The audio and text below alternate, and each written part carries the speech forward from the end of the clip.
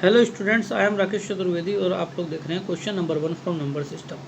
Question number 1 में given है कि गायों एवं मुर्गियों के समूह में पैरों की संख्या सिरों की संख्या के दुगने से 14 अधिक है। समूह में गायों की संख्या क्या है। तो ऐसा इसकी ट्रिक बताऊंगा आपको कि इसका आंसर सिर्फ 2 सेकंड में सॉल्व हो जाएगा और आपको अच्छे से समझ में आ जाएगा। देखो क्या है, गाय है तो मैंने मान लिया एक्स गाय है।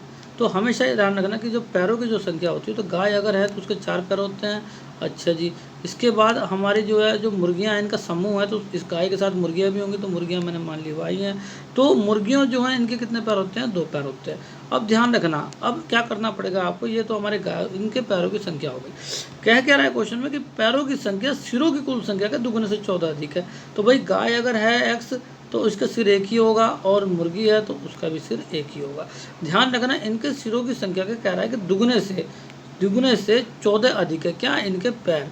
तो मुझे क्या करना पड़ेगा, इसी में ही 14 ऐड करना पड़ेगा। ध्यान रखना, यहाँ से हमारी इक्वेशन जो है बैलेंस हो गई है। तो गायों की संख्या पूछ रहा है, मतलब एक्स की वैल्यू पूछ रहा है। तो अगर मैं इसको सॉल्व करता हूँ तो बेटा ये हो जाएगा 2x प्लस के 2y प्लस के 14 बराबर 4x प्लस के 2y।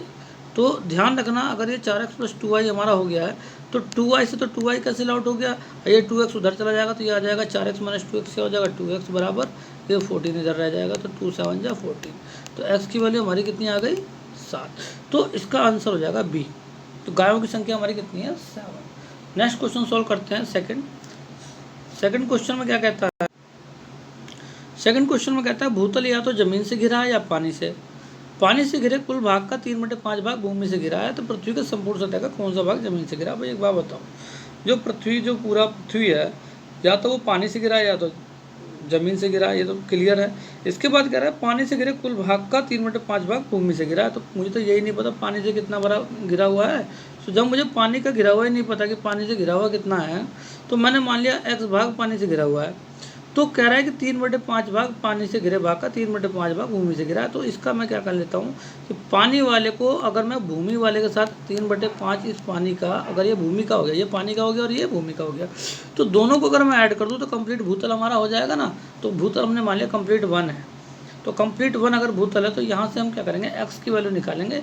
जो मैंने माना था क्या कि एक्स जो है वो पानी से घिरा है, तो एक्स पानी से घिरा है तो उसकी वैल्यू मुझे फाइंड आउट करनी है। तो देखो इन दोनों को अगर मैं ऐड कर दूं तो ये 5x प्लस 3x क्या हो जाएगा, इसकी मल्टीप्लाई हो जाएगी।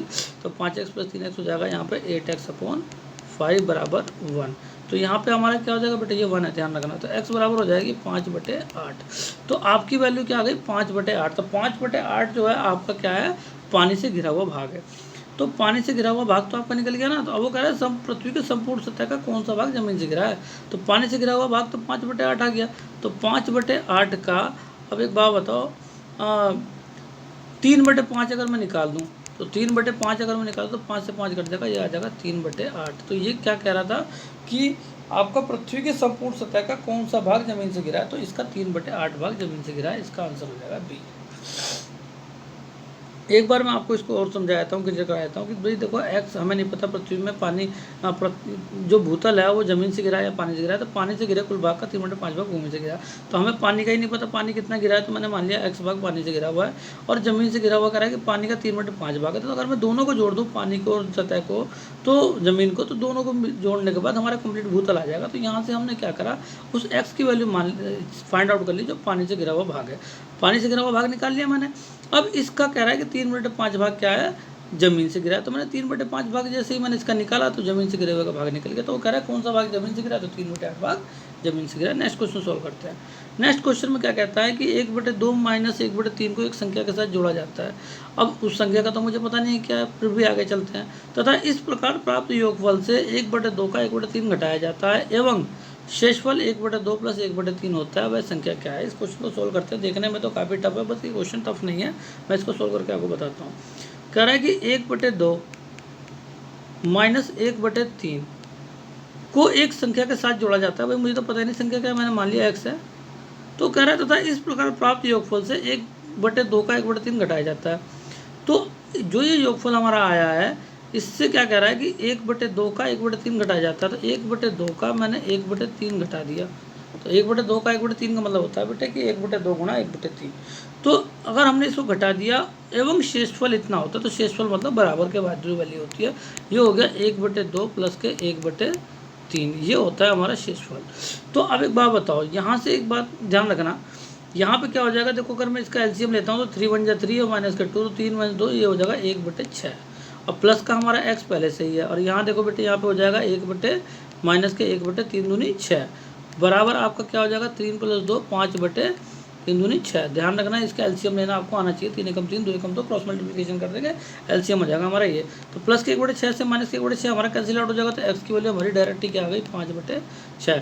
तो वह संख्या क्या है हमारी बेटे, हमारी संख्या है डी पार्ट 5/6। तो वेरी इजी क्वेश्चन था, आप लोगों को जो है आप थोड़ा कमेंट करके बताना क्वेश्चन कैसा लगा। नेक्स्ट क्वेश्चन सोल्व करते हैं। दो संख्याओं का गुणनफल 336 है, उनके योगफल उनके अंतर से 32 अधिक हैं, वे संख्याएं। देखो दो संख्याएं हैं, हमें नहीं पता संख्या कौन कौन सी है, तो मैंने मान लिया एक संख्या x है और एक संख्या y है, दोनों का गुणनफल क्या बता रहा है 336। मैंने क्वेश्चन 1 मान ली, ठीक है।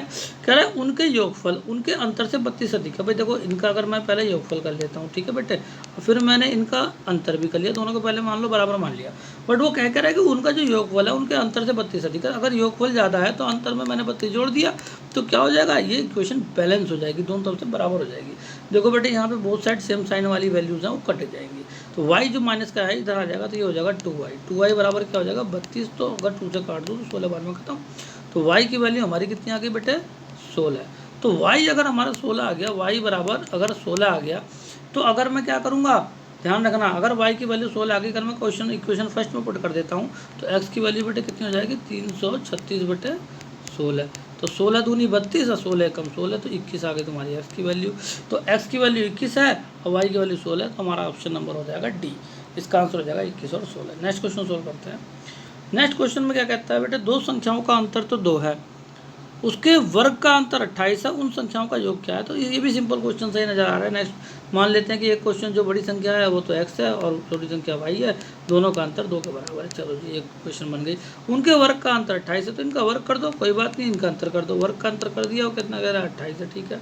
उन संख्याओं का योग क्या है, तो x + y हमको फाइंड आउट करना है। तो ये तो सिंपल वेरी इजी क्वेश्चन है, इसका फार्मूला सोल्व कर देंगे तो ये हो जाएगा x + y और x - y, इसका फार्मूला होता है। तो ये हो जाएगा 28 के बराबर। अब एक बात बताओ, x - y तो पहले से ही गिवन है ना, तो x + y हमें निकलवा ही रहा है योग, तो ये x - y की वैल्यू क्या हो जाएगी 2, तो 28 बटे क्या हो जाएगा ये 2 2 14। तो योगफल कितना निकलेगा डायरेक्ट ही हमारा आंसर आ जाएगा बी। तो उन संख्याओं का योगफल हमारा क्या हो जाएगा 14। तो चलिए